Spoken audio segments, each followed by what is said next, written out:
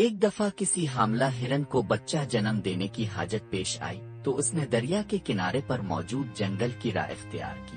پھر یوں ہوا کہ اچانک موسم خراب ہو گیا، آسمان سے بجلی گری تو جنگل میں آگ لگ گئی۔ گھبراہٹ میں ہرن نے جان بچانے کے لیے آس پاس دیکھا تو ایک شکاری نشانہ بنا رہا تھا، دوسری طرف شیر تھا۔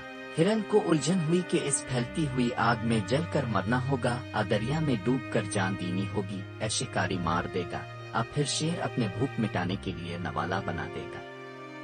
ہر سمت خطرہ ہے، فرار کی کوئی راہ نہیں۔ اس وقت ہرن کے اختیار میں جو تھا وہ کرنے کا فیصلہ کیا، یعنی پیدائش پر توجہ مذکور کی۔ پھر ایسا ہوا کہ شکاری نے نشانہ لگایا تو آسمان پر بجلی چمکی، اس کی آنکھیں اچانک بند ہو گئیں اور تیر شیر کو جا لگا۔ زوردار مینہ برسا، جنگل میں پھیلتی آگ ایک دم بجھ گئی۔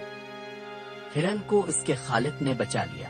زندگی میں جب کبھی مشکلات و مصائب چاروں طرف سے گھیر لیں تو اس وقت وہ کام کریں جو اب کر سکتے ہیں، باقی چیزیں اس ذات کے لیے چھوڑ دیں جس نے نظام عالم کو چاروں طرف سے گھیر رکھا ہے، وہی اب کی حفاظت کرے گا۔